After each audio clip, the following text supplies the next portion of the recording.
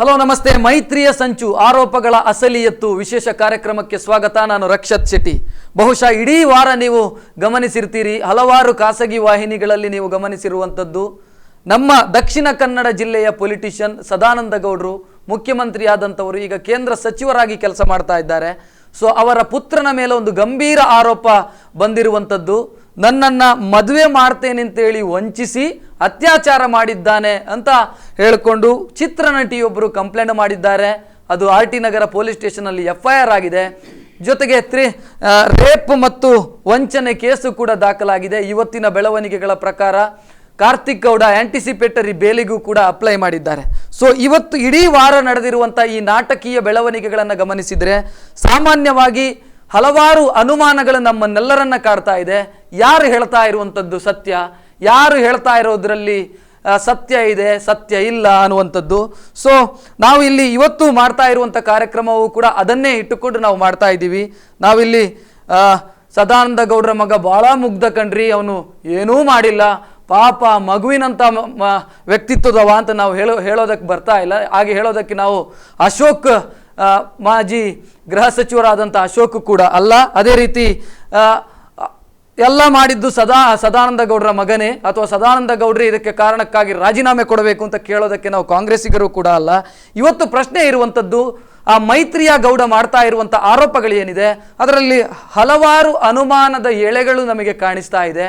ಯಾಕೆ ಅಂದರೆ ಅತ್ಯಾಚಾರ ಪ್ರಕರಣಗಳನ್ನು ದುರುಪಯೋಗ ಮಾಡುವಂಥ ಕೆಲಸಗಳಾಗ್ತಾ ಇದೆಯಾ ಅನ್ನುವಂಥದ್ದು ಸದ್ಯ ಇರುವಂಥ ದೊಡ್ಡ ಪ್ರಶ್ನೆ ನಮ್ಮ ಮುಂದೆ. ಸೊ ಈ ವಿಚಾರವನ್ನು ಇಟ್ಟುಕೊಂಡು ನಾವು ಚರ್ಚೆ ಮಾಡಬೇಕಾಗಿದೆ. ಸೊ ಇಬ್ಬರು ಅತಿಥಿಗಳು ನಮ್ಮ ಸ್ಟುಡಿಯೋದಲ್ಲಿ ಈ ಬಗ್ಗೆ ಮಾತಾಡೋದಕ್ಕಿದ್ದಾರೆ. ಒಬ್ಬರು ಸಾಮಾಜಿಕ ಕಾರ್ಯಕರ್ತ ಧರ್ಮೇಂದ್ರ ಅವರು ಈ ಬಗ್ಗೆ ಮಾತಾಡೋದಕ್ಕೆ ನಮ್ಮ ಸ್ಟುಡಿಯೋದಲ್ಲಿದ್ದಾರೆ. ಧರ್ಮೇಂದ್ರ ಅವರೇ ಕಾರ್ಯಕ್ರಮಕ್ಕೆ ಸ್ವಾಗತ. ಅದೇ ರೀತಿ ಡಾಕ್ಟರ್ ಮಹಾಬಲೇಶ್ ಶೆಟ್ಟಿ ಅವರು ಕೂಡ ನಮ್ಮ ಜೊತೆಗೆ ಇದ್ದಾರೆ, ವೈದ್ಯರು. ಅವರನ್ನು ಕೂಡ ಕಾರ್ಯಕ್ರಮಕ್ಕೆ ಸ್ವಾಗತಿಸಿದ್ದೇನೆ. ಡಾಕ್ಟರೇ ನಮಸ್ತೆ, ಕಾರ್ಯಕ್ರಮಕ್ಕೆ ಸ್ವಾಗತ. ಮೊದಲಿಗೆ ಧರ್ಮೇಂದ್ರ ಅವರ ಬಳಿಗೆ ಹೋಗಬೇಕು. ಇಡೀ ವಾರದ ಬೆಳವಣಿಗೆಗಳನ್ನು ಗಮನಿಸಿದ್ದೀರಿ, ಏನು ಅಂತ ಅನಿಸ್ತಾ ಇದೆ? ಎಲ್ಲಿ ಯಾರ ಆರೋಪದಲ್ಲಿ ಹುರುಳಿದೆ ಅಂತ ಅನಿಸ್ತಾ ಇದೆ ನಿಮಗೆ? ನೋಡಿ, ರಾಜಕೀಯ ಮತ್ತು ಚಿತ್ರರಂಗ ಅಂದರೆ ಗ್ಲಾಮರ್ ಒಂದಕ್ಕೊಂದು ಸಂಬಂಧ ಇರುವಂತಹ ಒಂದು ವ್ಯವಸ್ಥೆ. ಏಕೆಂದರೆ ರಾಜಕೀಯದಲ್ಲಿ ಹಣ ಇರುತ್ತೆ ಮತ್ತು ಪವರ್ ಇರುತ್ತೆ. ಚಲನಚಿತ್ರದಲ್ಲಿ ಸೌಂದರ್ಯ ಇದೆ, ಗ್ಲಾಮರ್ ಇದೆ, ಹಣ ಇದೆ. ಎರಡೂ ಒಂದಕ್ಕೊಂದು ಸಂಬಂಧಗಳಿದೆ. ಇತಿಹಾಸದಲ್ಲಿ ಅನೇಕ ರಾಜಕಾರಣಿಗಳ ಜೀವನದತ್ತ ಒಂದು ಸ್ವಲ್ಪ ನಾವು ಗಮನ ಹರಿಸಿದಾಗ ಪ್ರಾಯಶಃ ಇವತ್ತು ಏನು ನಾವು ಆರೋಪವನ್ನು ಕೇಳ್ಪಡ್ತಾ ಇದ್ದೇವೆ ಅದು ಈ ಮುಂಚೆನೇ ಇತ್ತು ಕೆಲವೊಂದು ರಾಜಕಾರಣಿಗಳ ಜೀವನದಲ್ಲಿ, ಇವತ್ತು ಇದೆ. ಅದೇನು ಸಹಜ ಅಂತ ನನಗೇನು ರಾಜಕಾರಣಿ ಮಗನ ಮೇಲೆ ಬಂದಿರುವಂತ ಹೌದು. ಆದರೆ ಸದಾನಂದ ಗೌಡ್ರ ಮೇಲೆ ಯಾಕೆ ಬರಲಿಲ್ಲ ಅಂದರೆ ಸದಾನಂದ ಗೌಡ್ರು ಅಷ್ಟು ಸುಲಭಕ್ಕೆ ಇಂಥದಕ್ಕೆಲ್ಲ ಬಳಿ ಬೀಳುವಂಥ ವ್ಯಕ್ತಿತ್ವ ಅದವರಲ್ಲ. ಯಾಕೆಂದರೆ ಒಂದು ಕರ್ನಾಟಕದಲ್ಲಿ ವಿಶೇಷವಾಗಿ ದಕ್ಷಿಣ ಕನ್ನಡದಲ್ಲಿ ಒಬ್ಬ ಸಜ್ಜನ ರಾಜಕಾರಣಿ, ಅವರನ್ನು ನಾವು ಒಪ್ಪುಗೊಳ್ಳುವಂಥ ವ್ಯಕ್ತಿತ್ವದ ವ್ಯಕ್ತಿ ಅವರು ಇರಲಿ. ಮುಖ್ಯಮಂತ್ರಿ ಆಗಿರುವಾಗ ಅಷ್ಟೇ ಅಥವಾ ಅನೇಕ ಹುದ್ದೆಗಳನ್ನು ಇರುವಂತಹ ಸಮಯದಲ್ಲೂ ಸಹ ಅವರು ಯಾವುದೇ ತನ್ನ ವಿವಾದಗಳನ್ನು ಮೈಮೇಲೆ ಹೇಳ್ಕೊಳ್ಳುವಂಥ ವ್ಯವಸ್ಥೆಯಲ್ಲಿ ಅವರು ಇರಲಿಲ್ಲ. ಆದ್ದರಿಂದ ಸಜ್ಜನ ರಾಜಕಾರಣಿಯನ್ನು ಯಾವ ರೀತಿಯಲ್ಲಿ ಬಲೆಗೆ ಬೀಳಿಸ್ಬೋದು ಅನ್ನೋ ಒಂದು ಜೇಡರ ಬಳೆಯೊಳಗೆ ಹೇಳುವಂಥದ್ದು, ಅದಕ್ಕೆ ಪ್ರಾಯಶಃ ಮೈತ್ರಿಯವರನ್ನು ಬಳಸಿಕೊಂಡಿರಬಹುದು ಎಂಬುದು ನನ್ನ ಅನಿಸಿಕೆ ಆಗುತ್ತೆ. ಎಸ್ ಸರ್, ತಾವೇನು ಹೇಳ್ತೀರಿ? ತಾವು ಗಮನಿಸಿರ್ತೀರಿ, ಇಡೀ ವಾರದ ನಾಟಕೀಯ ಬೆಳವಣಿಗೆಗಳನ್ನು ಗಮನಿಸಿರ್ತೀರಿ. ಏನು ಅಂತ ಅನಿಸ್ತದೆ? ವೈದ್ಯರಾಗಿ ಅತ್ಯಾಚಾರ ಪ್ರಕರಣಗಳು ಕೂಡ ಆಕೆ ಅದರಲ್ಲಿ ಪಾಯಿಂಟ್ ಮಾಡಿರುವಂಥದ್ದು, ಅತ್ಯಾಚಾರ ಆಗಿದೆ ನನ್ನ ಮೇಲೆ ಅನ್ನುವಂಥದ್ದು. ಸೊ ಈ ಬೆಳವಣಿಗೆ ಬಗ್ಗೆ ಫಸ್ಟ್ ಕಮೆಂಟ್ ಏನು ಕೊಡ್ತೀರಿ ಸರ್? ನಾನು ತುಂಬ ಕೇಸನ್ನು ನೋಡಿದ್ದೇನೆ. ಇದು ಪ್ರಾಯಶಃ ಇದು ಮೊದಲೇ ಕೇಸ್ ಅಲ್ಲ, ಈ ಥರ ತುಂಬ ಕೇಸನ್ನು ನೋಡ್ತಿದ್ದೇನೆ. ಯಾಕಂದ್ರೆ ನಾನು ಒಂದು 60-70 ಕೇಸನ್ನು ಸ್ವತಃ ಎಕ್ಸಾಮಿನ್ ಮಾಡಿದ ಕಾರಣ, ನಾನೊಂದು ಫೊರೆನ್ಸಿಕ್ ಎಕ್ಸ್ಪರ್ಟ್ ಆಗಿ ಈ ರೇಪ್ ವಿಕ್ಟಿಮನ್ನು ಎಕ್ಸಾಮಿನ್ ಮಾಡಿದ ಕಾರಣ ನನಗೆ ಈ ವಿಷಯದಲ್ಲಿ ಇದ್ರ ಬಗ್ಗೆ ನಾನು ಸ್ವಲ್ಪ ಮಾತಾಡಬಲ್ಲೆ. ಯಾಕಂದರೆ ಈಗ ಅವಳ ಕೇಸಿನ ಪ್ರಕಾರ ನೋಡಿದರೆ ಅವಳು ನನಗೆ ಅತ್ಯಾಚಾರ ಆಗಿದೆ, ದೌರ್ಜನ್ಯ ಆಗಿದೆ ಅಂತ ಕಂಪ್ಲೇಂಟಲ್ಲಿ ಬರೆದಾಳೆ, ಅವಳ FIR ಕಾಪಿಯಲ್ಲಿ. ಯಾಕಂದ್ರೆ ನನಗೆ ಒಂದು TV ಚಾನಲ್ ಮಾತಾಡುವಾಗ ಅದ್ರ ಕಾಪಿಯನ್ನು ಓದಿ ಹೇಳಿದರು ನನಗೆ. ಬೆಳಿಗ್ಗೆ 9:30 ಗಂಟೆಗೆ ನನಗೆ ಓದಿ ಹೇಳಿದರು. ಅದರಲ್ಲಿ ಹೇಳಿದ ಪ್ರಕಾರ ಅವರು ನನ್ನನ್ನು ಕಿಡ್ನ್ಯಾಪ್ ಮಾಡಿ ಮಂಗಳೂರಿಗೆ ಕರ್ಕೊಂಡು ಬಂದರು ಅಂತ ಹೇಳಿದರು. ಮತ್ತೊಂದು ಈ ಅತ್ಯಾಚಾರ ಪ್ರಕರಣದಲ್ಲಿ ಒಂದು ತಾವು ಗಮನಿಸಬೇಕಾದ ಒಂದು ವಿಚಾರ ಏನಂತ ಹೇಳಿದರೆ, ಅದರಲ್ಲಿ ಸೈಲೆಂಟ್ ರೇಪ್ ಸಿಂಡ್ರೋಮ್ ಅಂತ ಒಂದು ಉಂಟು. ರೇಪ್ ಆದ ಪಕ್ಷದಲ್ಲಿ, ನಾನು ಸದಾನಂದ ಗೌಡ್ರ ಬಗ್ಗೆ ಮಾತಾಡ್ಲಿಕ್ಕೆ ಹೋಗುವುದಿಲ್ಲ, ಅಪೋಸಿಷನ್ ಬಗ್ಗೆ ಮಾತಾಡ್ಲಿಕ್ಕೆ ಹೋಗುದಿಲ್ಲ, ನಾನು ರಾಜಕೀಯ ವ್ಯಕ್ತಿ ಅಲ್ಲ, ನಾನು ವೈದ್ಯನಾಗಿ ಈ ಬಗ್ಗೆ ವಿಷಯ ಹೇಳೋದಂದ್ರೆ ಏನಂದರೆ, ಈ ರೇಪ್ ಆದ ಪಕ್ಷದಲ್ಲಿ ಒಂದು 28-35% ಜನರು ತಾವು ಯಾರಿಗೆ ಹೇಳುವುದಿಲ್ಲ. ಅದು ಸೈಲೆಂಟ್ ರೇಪ್ ಸಿಂಡ್ರೋಮ್ ಅಂತ ಉಂಟು. ಇದು ಎಲ್ಲರಿಗೂ ಗೊತ್ತಿದ್ದ ವಿಷಯ, ಅದು ನಮ್ಮ ಸೈನ್ಸಲ್ಲಿ ಇದೆ ಅದು. ಆದರೆ ಅದನ್ನು ಹೇಳ್ತಾರೆ ಯಾವಾಗ ಒಂದು ತಿಂಗಳು ಬಿಟ್ಟು 2 ತಿಂಗಳು ಬಿಟ್ಟು ಹೇಳ್ತಾರೆ. ಬಟ್ ಅವರು ಪಾರ್ಟಿಗೆ ಹೋಗುವುದಿಲ್ಲ ಅಂಥವ್ರು. ಯಾರು ಈ ಸೈಲೆಂಟ್ ರೇಪ್ ಸಿಂಡ್ರೋಮ್ ಅಂತ ಹೇಳಿದರೆ ಅದು ಮಾನಸಿಕ ಖಿನ್ನತೆಗೆ ಒಳಗಾಗಿರ್ತಾರೆ, ಖಿನ್ನತೆಗೆ ಒಳಗಾಗಿರ್ತಾರೆ. So they won't come out. ಇವರು ಇದಾದ ನಂತರ ಪುನಃ ಹೇಳಿದ್ರು ನನಗೆ 1 ಸರಿ ಮಂಗಳೂರಲ್ಲಿ ಆಯಿತು, 4 ಸರಿ ಬೇರೆ ಕಡೆ ಆಯಿತು ಅಂತ. ಸೊ ಇದು ಆ ಶೂಟಿಂಗ್ ಅಲ್ಲೂ ಇದ್ರು. ಅದರಿಂದ ಇದು ಆ ಸೈಲೆಂಟ್ ರೇಪ್ ಸಿಂಡ್ರೋಮಿಗೆ ಬರುವುದಿಲ್ಲ. It is ruled out completely. So ಅದಿಲ್ಲ ಇದು. ಇದು ಇನ್ನೆಂತ ರೇಪ್ ಟ್ರಾಮಾ ಸಿಂಡ್ರೋಮ್ ಅಂತ ಉಂಟು ಇನ್ನೊಂದು, rape trauma syndrome. Most commonly ಈ ರೇಪ್ ಆದವರಿಗೆ ಆಗ್ತದೆ. ಅದರಲ್ಲಿ ಸಹ ಪುನಃ ಅದೇ ನೀವು ಹೇಳಿದಾಗ ಈಗ ಮಾನಸಿಕ ವ್ಯವಸ್ಥೆ ಕರೆಕ್ಟ್ ಇದೆ ಇವರದ್ದು. ಶೂಟಿಂಗ್ ಮಾಡ್ತಾ ಇದ್ದಾರೆ, ಪಾರ್ಟಿಗೆ ಹೋಗ್ತಾ ಇದ್ದಾರೆ, ಸ್ಕೈ ಬಾರಿಗೆ ಹೋಗ್ತಾರೆ, ಎಲ್ಲದಕ್ಕೂ ಹೋಗ್ತಾ ಇದ್ದಾರೆ. So again that is ruled out. ಇನ್ನು ಉಳಿದದ್ದು ಟೈಮಿಂಗ್, ಮೋಟಿವ್ ಉಂಟಲ್ಲಿ. It is left to the investigating officer. ಮತ್ತು ಕೆಲವರು ಮೊನ್ನೆ ಟಿವಿಯಲ್ಲಿ ನೋಡ್ತಿದ್ದೆ ನಾನು 1 ವಾರದಿಂದ, ಅರೆಸ್ಟ್ ಮಾಡಬೇಕಂತ. There is no need to arrest anybody. ಕಾನೂನಲ್ಲಿ ಹೋಗುವುದಾದ್ರೆ ಮಾತ್ರ ಅರೆಸ್ಟ್ ಮಾಡಬೇಕು. ಸದಾನಂದ ಗೌಡನ ಮಗ ಹೋಗುವುದಿಲ್ಲ ಅಂತ ಪೊಲೀಸರಿಗೆ ಗೊತ್ತುಂಟು. ಅವನ ಹಿಂದೆ ಟ್ರ್ಯಾಕ್ ಇಟ್ಟಿದ್ದಾರೆ ಅವರು. ಅವನು ವಿಮಾನ ಹತ್ತಿ ಹೋದ್ರೆ ಅವ್ನು ಹಿಡಿತಾರೆ. So there is no need to arrest anybody. ಕರೆಕ್ಟಾಗಿ ಇನ್ವೆಸ್ಟಿಗೇಷನ್ ನಡೀತಾ ಉಂಟು. It is only question and answer. So sir, ಇವತ್ತು ಆಕೆಯ FIR ಪ್ರತಿ ಏನಿದೆ ಅದರಲ್ಲಿ ಸಿಕ್ಕಿರುವಂಥ ಅಂಶಗಳನ್ನು ನಾವು ಗಮನಿಸಿದರೆ, ನನ್ನನ್ನು ಮದುವೆ ಆಗಿದ್ರು, ಆ ನಂತರ ನನ್ನ ಮೇಲೆ ಅತ್ಯಾಚಾರ ಮಾಡಿದ್ರು, ಬಲವಂತವಾಗಿ ಮದುವೆ ಮಾಡಿದ್ರು, ಬಲವಂತವಾಗಿ ಅತ್ಯಾಚಾರ ಮಾಡಿದ್ರು, ಈ ರೀತಿ ಇದೆ. ಸೊ ತಾವೊಬ್ಬರು ಇಂಥ ಕೇಸ್ಗಳನ್ನು ಡೀಲ್ ಮಾಡಿದ್ದೀರಿ, ಭಾಳಷ್ಟು ಡೀಲ್ ಮಾಡಿದಂಥವ್ರು. ಸೊ ಬಲವಂತವಾಗಿ ಅತ್ಯಾಚಾರ ಮಾಡುವಂಥದ್ದು 10-15 ಸಲ ನನ್ನನ್ನು ಕ್ಲಬ್ನಲ್ಲಿ ಅತ್ಯಾಚಾರ ಮಾಡಿದ್ರು, ಮಂಗಳೂರಿನಲ್ಲಿ ಅತ್ಯಾಚಾರ ಮಾಡಿದ್ರು, ಈ ರೀತಿ ಇದು ಎಲ್ಲಿ ತಾಳ ತಪ್ತಾ ಇದೆ ಅನ್ನುವಂಥದ್ದು. ಇದು ತಾಳನೇ ಇಲ್ಲ, ತಪ್ಪು ಪ್ರಶ್ನೆನೇ ಇಲ್ಲ. ಈಗ ತಾಳ ಇದ್ರೆ ಮಾತ್ರ ತಪ್ಪುದು. ಇದರ ಪ್ರಕಾರ ನಾನು ಫಸ್ಟ್ ಡೇನೇ ಹೇಳಿದ್ದೇನೆ. ಅಂದರೆ ನಾನು ಒಂದು ವೈದ್ಯನಾಗಿ ಹೇಳುವುದು, ಇದು ಆ್ಯಕ್ಚುಲಿ ಕಾನೂನು ಇಷ್ಟು ಒಳ್ಳೆ ಕಾನೂನು ತಂದಿದ್ದಾರೆ ನಮ್ಮ ದೇಶದ ಪಾರ್ಲಿಮೆಂಟೇರಿಯನ್ಸ್.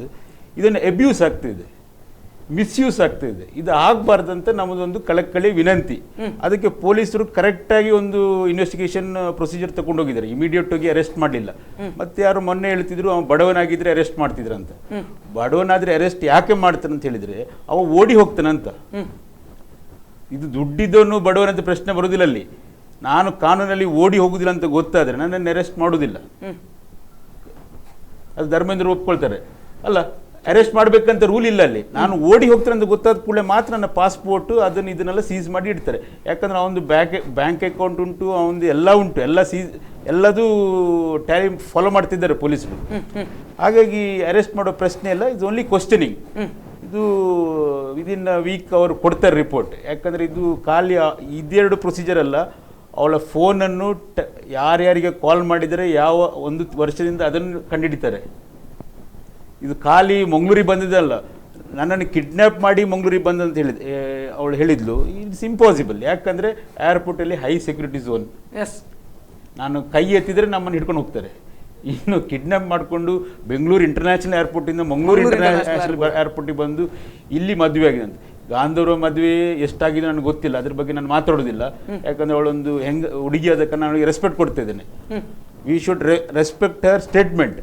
ಆದರೆ ಇಲ್ಲಿ ನಾನು ನಿಮಗೆ ಮೊದಲು ಹೇಳಿದಾಗೆ silent rape syndrome, rape trauma syndrome ಇದೆರಡೂ ಅನ್ವಯಿಸಲಿಲ್ಲ. ಇದನ್ನು ಪೊಲೀಸ್ ಮನಗೊಂಡು investigation has gone for different version. ಇದನ್ನು ಪೊಲೀಸರನ್ನು ಡೈರೆಕ್ಟ್ ಹೋಗಿ ಇನ್ವೆಸ್ಟಿಗೇಷನ್ಗೆ ಹೋಗಲಿಲ್ಲ. ಇದನ್ನೆಲ್ಲ ಕೇಳಿ ಹೌ ಟು ಪ್ರೊಸೀಡ್ ಅಂತ ಕೇಳಿದ ನಂತರ ಪೊಲೀಸರು ಹತ್ರ ನಾವು ಮಾತಾಡಿದ ಕಾರಣ this are the 2 things police are considered. ಇದು ನಂತರ ಮುಂದುವರೆದಿದ್ದು. ಇದು ಹೆಚ್ಚಿನವರಿಗೆ ಗೊತ್ತಿರಲಿಕ್ಕಿಲ್ಲ, ಯಾರು ಕೆಲವರಿಗೆ. ಯಾಕೆ ಪೊಲೀಸರು ಈ ಥರ ಹೋದ್ರು? ಪೊಲೀಸರಿಗೆ ಇದು 2 ವಿಷಯ ಗೊತ್ತುಂಟು, silent rape syndrome, rape trauma syndrome. ಇದು ಪ್ರಾಯಶಃ ನಿಮ್ಮ ವೀಕ್ಷಕರಿಗೆ ನಾನು ಹೇಳ್ತಾ ಇದ್ದೇನೆ. ಇದನ್ನು ಪೊಲೀಸರು ನನ್ನನ್ನು ಕೇಳಲಿಲ್ಲ, ನಮ್ಮ ಫ್ರೆಂಡ್ ಹತ್ರ ಕೇಳಿದ್ರು ಬೆಂಗಳೂರಲ್ಲಿ, ಈಗ ಈ ಕೇಸಲ್ಲಿ ಏನು ಮಾಡಬೇಕಂತ. ಅದಕ್ಕೆ ಇದು 2 ವಿಷಯ ಹೇಳಿದಾಗ ಇದು ರೂಲ್ ಔಟ್ ಆಯಿತು. Procedure start. ಧರ್ಮೇಂದ್ರ ಅವರೇ, ಡಾಕ್ಟರ್ ಈಗಾಗಲೇ ಹೇಳಿದರು, ಅಂದರೆ ಇಲ್ಲಿ ಅವರ ಅನುಭವಕ್ಕೆ ಗೊತ್ತಿರೋ ಹಾಗೆ ಇಲ್ಲಿ ಇರುವಂಥ ವಿಚಾರ ಏನಿದೆ, ಇದು ರೇಪ್ ಆಗಿರುವಂಥ ವಿಚಾರಗಳು ಖಂಡಿತ ಅಲ್ಲ. ಸೊ ಇಲ್ಲಿ ನಮಗೆ ಸ್ಪಷ್ಟವಾಗಿ ಗೊತ್ತಾಗ್ತಾ ಇರುವಂಥದ್ದು, ಹಾಗಾದರೆ ಸದಾನಂದ ಗೌಡರ ಮಗನನ್ನು ಆತ ಸಂಬಂಧ ಇಟ್ಟುಕೊಂಡಿದ್ದಾನೋ ಇಟ್ಟುಕೊಂಡಿಲ್ವೋ ಅದು ಬಹುಶಃ ಅವರಿಗೆ ಇಬ್ಬರಿಗೆ ಗೊತ್ತಿರುವಂಥ ವಿಚಾರ, ಅದು ನಮಗೆ ಚರ್ಚೆ ಮಾಡುವಂಥ ವಿಚಾರ. ಆದರೆ ಅತ್ಯಾಚಾರ ಮಾಡಿದ್ದಾನೆ ಅನ್ನುವಂಥದ್ದನ್ನು ಕೊನೆಯ ಕ್ಷಣದಲ್ಲಿ ಬಂದಾಕೆ ಕೇಸ್ ದಾಖಲು ಮಾಡುವಂಥ ಕೆಲಸವನ್ನು ಮಾಡಿದ್ದಾರೆ. ಸೊ ಇದರಲ್ಲಿ ರಾಜಕೀಯದ ವಾಸನೆ ಬಡಿತಾ ಇದೆಯಾ ಅನ್ನುವಂಥದ್ದು? ಅಲ್ಲ, ಖಂಡಿತವಾಗಿ ಸಹ. ಯಾಕೆಂದರೆ ನೀವು ನೋಡಿರ್ಬೋದು, ಒಂದು ವಾರದಿಂದ ವಿರೋಧ ಪಕ್ಷದವರು ಮತ್ತು ಕೆಲವೊಂದು ಸಂಬಂಧಪಟ್ಟವರು ಅದಕ್ಕೆ ರಾಜಕೀಯಕ್ಕೆ ಸದಾನಂದ ಗೌಡರು ರಾಜೀನಾಮೆ ಕೊಡಬೇಕು ಮತ್ತು ಇನ್ನೇನೋ ಅನೇಕ. ನನಗೆ ಅನಿಸ್ತದೆ ಇದು ನಮ್ಮ ಭಾರತದಲ್ಲಿ ಮಾತ್ರ ಈ ಥರದ ವ್ಯವಸ್ಥೆಗಳು. ಯಾಕೆಂದರೆ ರಾಜಕಾರಣ ಅಂದ ಕೂಡಲೇ ಇನ್ನೊಬ್ಬನ ಯಾವುದಾದ್ರೂ ಒಂದು ಸಣ್ಣ ತಪ್ಪು ಅವನು ಮಾಡಿಲ್ಲ, ಅವನ ಕುಟುಂಬದವರು ಮಾಡಿದರು ಅಥವಾ ಇನ್ನು ಏನಾದರೂ ಮಾಡಿದರೆ ಅದನ್ನು ಕೂಡಲೇ ಅವರ ಇಡೀ ರಾಜಕೀಯ ಭವಿಷ್ಯತ್ತಿನ ಬಗ್ಗೆನೇ, ಅಂದರೆ ಕ್ಯಾರೆಕ್ಟರ್ ಬಗ್ಗೆನೇ ಒಂದು ಪ್ರಶ್ನಾರ್ಥಕ ಚಿಹ್ನೆಯನ್ನು ತಂದು ನಿಲ್ಲಿಸುವಂಥ ಪ್ರಯತ್ನವನ್ನು ಮಾಡ್ತಾ ಇದ್ದಾರೆ. ಇದು ನನಗೆ ಅನಿಸ್ತದೆ ಒಂದು ಉತ್ತಮ ಬೆಳವಣಿಗೆ ಅಲ್ಲ. ಮತ್ತು ಇನ್ನೊಂದು ಎರಡನೇದಾಗಿ, ಈಗ ನಮ್ಮ ಡಾಕ್ಟ್ರು ಹೇಳಿದಾಗೇನೆ ಅತ್ಯಾಚಾರವೆಂಬುದು ಅದು ಆಗಿಲ್ಲ ಅಂತ ಹೇಳಿದ ನಂತರ ರಾಜೀನಾಮೆ ಕೊಡುವ ಪ್ರಶ್ನೆ ಏನಿದೆ? ಈಗ ಸಹಮತದಲ್ಲಿ ಇಬ್ಬರಿಗೂ ಒಪ್ಪಿಗೆ ಇದ್ದುಕೊಂಡು ಅಲ್ಲಿ ಏನಾದರೂ ಅಂತ ಆಗಿದ್ರೆ ಅದು ಅತ್ಯಾಚಾರ ಅಂತ ಇದಾಗೋದಿಲ್ಲ. ಯಾಕೆಂದರೆ ಸಹಜವಾಗಿರುವಂಥದ್ದು. ಇಂಥದ್ದು ಅನೇಕ ಘಟನೆಗಳು ನಾವು ಮೊದಲು ನೋಡಿದ್ದೇವೆ. ಈಗ ಜೆ.ಎಚ್. ಪಾಟೀಲ್ರೆ ನೇರವಾಗಿ ಹೇಳಿದ್ದಾರೆ, ಹೆಣ್ಣು ಮತ್ತು ಹೆಂಡ ನನ್ನ ವೀಕ್ನೆಸ್ ಅಂತ ಹೇಳಿಬಿಟ್ಟು. ಆಗ ಆ ಸಮಯದಲ್ಲಿ ಇಂಥದ್ದೆಲ್ಲ ಮಾತುಕತೆಗೆ ಬಂದಿರಲಿಲ್ಲ ಇತ್ತು. ಇದೆಲ್ಲ ನೋಡೋಕೆ ಹೋದರೆ ಏನನ್ನಿಸ್ತದೆ ಅಂದರೆ, ಒಂದು ರಾಜಕೀಯ ವ್ಯವಸ್ಥೆ ಒಳಗಡೆ ಸದಾನಂದ ಗೌಡ್ರನ್ನ ಅಥವಾ ಇವತ್ತಿನ ಒಂದು ಕೇಂದ್ರ ಸರ್ಕಾರವನ್ನು ಮುಜುಗರಕ್ಕೆ ಒಳಪಡಿಸುವಂಥ ಪ್ರಯತ್ನಗಳಾಗುತ್ತೆ. ನೀವು ಯಾವುದೇ, ನಾನು ನೇರವಾಗಿ ಆರೋಪ ಮಾಡೋದಂತ ಮಾಡಬೇಡಿ, ಅದು ಯಾವುದು ವಿವಾದಾತ್ಮಕ. ನಾನು ಇವತ್ತಿನ ರಾಜಕಾರಣದಲ್ಲಿ ಇರುವಂಥ ಅನೇಕ ಹಿರಿಯ ಅಥವಾ ಒಬ್ಬ ಜವಾಬ್ದಾರಿ ಸ್ಥಾನದಲ್ಲಿರೋರು ಯಾರಿಗೆ ಒಂದು ಹೆಣ್ಣಿನ ಸಂಪರ್ಕ ಇಲ್ಲ? 2 ಮದುವೆ ಆದವರು ಇದ್ದಾರೆ. ಕೆಲವು ಅದು ಗಮನಕ್ಕೆ ಬರುತ್ತೆ, ಕೆಲವು ಬಾರದೇ ಇರುತ್ತೆ. ಆಗಿರುವಂಥ ಇದರೊಳಗೆ ಅದು ಸದಾನಂದ ಗೌಡ್ರ ಮಗನ ಪಾತ್ರ ಬಂದಿರೋ. ಸದಾನಂದ ಗೌಡ್ರಿಗೆ ಯಾಕಪ್ಪ ಈ ಥರದ ಒಂದು ವ್ಯವಸ್ಥೆ ಒಳಗೆ? ಅಂದರೆ ಇದರ ಅರ್ಥ ಏನಾಗುತ್ತೆ ಅಂದರೆ, ಕೊನೆಗೆ ತಂದು ನಿಲ್ಲಿಸುವಾಗ ಅಂದರೆ ನ್ಯಾಷನಲ್ ವುಮೆನ್ ಕೌನ್ಸಿಲ್ ಹೇಳ್ತಾ ಇದೆ ಸದಾನಂದ ಗೌಡ್ರು ರಾಜೀನಾಮೆ ಕೊಡಬೇಕು. ಯೂತ್ ಕಾಂಗ್ರೆಸ್ನವರು ಒಂದು ಪ್ರತಿಭಟನೆಯನ್ನು ಬೆಂಗಳೂರಿನಲ್ಲಿ ಮಾಡಿದರು. ಸರ್, ನಾನು ಒಂದು ಕೇಳ್ತೇನೆ, ನಾನು ದಯವಿಟ್ಟು ಈ ಮಹಿಳಾ ಆಯೋಗದವರಿಗೆ ಕೇಳ್ತೇನೆ, ಇವ್ರಿಗೆ ಏನಾಗುತ್ತೆ ಅಂದರೆ, ಒಬ್ಬ ಪ್ರಭಾವಿ ವ್ಯಕ್ತಿಗಳ ಮಕ್ಕಳು ಅಥವಾ ಏನಾದರೂ ಆದರೆ ಅವರಿಗೆ ಸಾಮಾನ್ಯರ ಬಗ್ಗೆ ಅವ್ರಿಗೆ ಯಾಕೆ ಕಾಳಜಿ ಇಲ್ಲ? ನಾನು ಅನೇಕ ಇಶ್ಯೂಗಳ ಬಗ್ಗೆ ನಾನು ನೋಡಿದ್ದೇನೆ. ಅಲ್ಲಿ ಸಾಮಾನ್ಯರ ವಿಚಾರ, ಅದರೊಳಗೆ ವಿಶೇಷವಾಗಿ ಕೆಲವೊಂದು ಧರ್ಮಾಧಾರಿತ ಇದಕ್ಕೆಲ್ಲ ಅವ್ರು ಬರೋದೇ ಇಲ್ಲ. ಅವ್ರಿಗೆ ಅದು ಬಿದ್ದೇ ಹೋಗಿಲ್ಲ, ಅದ್ರ ಬಗ್ಗೆ ಚಿಂತನೆ ಇಲ್ಲ. ಇಂಥ ವಿಷಯಗಳು ಎಲ್ಲಿ ಹೆಸರು ಬರುತ್ತೆ, ಎಲ್ಲಿ ಪ್ರಚಾರ ಸಿಗುತ್ತೆ, ಅದರೊಳಗೆ ಮಹಿಳಾ ಆಯೋಗದವರ ಪಾತ್ರ ಅನೇಕವಾಗಿ ಅವರು ಮುಂಚೂಣಿಯಲ್ಲಿ ನಿಂತ್ಕೊಂಡು ಹೋರಾಟ ಮಾಡ್ತಾರೆ. ಜನಸಾಮಾನ್ಯರ ಬಗ್ಗೆ ಒಂದು ಸಾಮಾನ್ಯ ಮಹಿಳೆ ಬಗ್ಗೆ ನೋವಾದಾಗ ಅದು ನೋವಲ್ವಾ? ಅಥವಾ ಒಬ್ಬ ಪುರುಷನಿಗಾದ್ರೆ ಅದು ನೋವಲ್ವಾ? ಅದ್ರ ಬಗ್ಗೆ ಯಾಕೆ ಚಿಂತನೆ ಮಾಡೋದಿಲ್ಲ? ನನಗೆ ಆಶ್ಚರ್ಯ ಆಗುತ್ತೆ. ಎಸ್ ಧರ್ಮೇಂದ್ರ ಅವರು ಅದೇ ರೀತಿ ಡಾಕ್ಟರ್ ನಿಮ್ಮಲ್ಲಿ ಇನ್ನಷ್ಟು ಮಾತಾಡ್ತೇನೆ. ಸೊ ಇಲ್ಲಿ ಇಬ್ಬರು ಅತಿಥಿಗಳು ತಮ್ಮ ಅಭಿಪ್ರಾಯವನ್ನು ಹೇಳಿದ್ದಾರೆ. ಒಂದಂತೂ ಸ್ಪಷ್ಟ, ಡಾಕ್ಟರ್ ಹೇಳ್ತಾ ಇರುವಂಥದ್ದು ಅವರು ಬಹಳಷ್ಟು ಇಂಥ ಕೇಸ್ಗಳನ್ನು ಡೀಲ್ ಮಾಡಿದ್ದಾರೆ. ಇವತ್ತು ನಾವು FIR ನಾವು ದೂರ ಕೂತು ನೋಡುವಂಥವ್ರು, ಮಂಗಳೂರಿನಲ್ಲಿ ಕೂತು ಬೆಂಗಳೂರಿನ ಬೆಳವಣಿಗೆಗಳನ್ನು ಗಮನಿಸ್ತಾ ಇರುವಂಥವ್ರು. ಸೊ ಮಂಗಳೂರಿಗೆ ಪ್ರಸ್ತುತ ಈ ಬೆಳವಣಿಗೆಗಳು. ಸೊ ಅವರೇ ಹೇಳ್ತಾ ಇರುವಂಥದ್ದು, ಆಕೆಯ FIR ಅಂದರೆ ಕಂಪ್ಲೇಂಟ್ ಆಗಿರಬಹುದು, ಆ ಕಂಪ್ಲೇಂಟನ್ನು ಆಧರಿಸಿಯೇ ಹೇಳೋದಾದರೆ ಅತ್ಯಾಚಾರ ಆಗಿರುವಂಥ ಸಾಧ್ಯತೆ ಇಲ್ಲ ಅನ್ನುವಂಥದ್ದು ಅವರು ಹೇಳ್ತಾ ಇರುವಂಥದ್ದು. ಸೊ ಇಲ್ಲಿ ಬರುವಂಥ ಪ್ರಶ್ನೆ, ಬಹುಶಃ ಈ ಹಿಂದೆ ಒಂದು ಬೆಳವಣಿಗೆ ಆಗಿತ್ತು. ಮಾಜಿ ವೈದ್ಯಕೀಯ ಶಿಕ್ಷಣ ಸಚಿವ ರಾಮದಾಸ್ ಅವರ ಮೇಲೆಯೂ ಕೂಡ ಇಂಥದ್ದೇ ಒಂದು ಆರೋಪ ಈ ಹಿಂದೆ ಬಂದಿತ್ತು.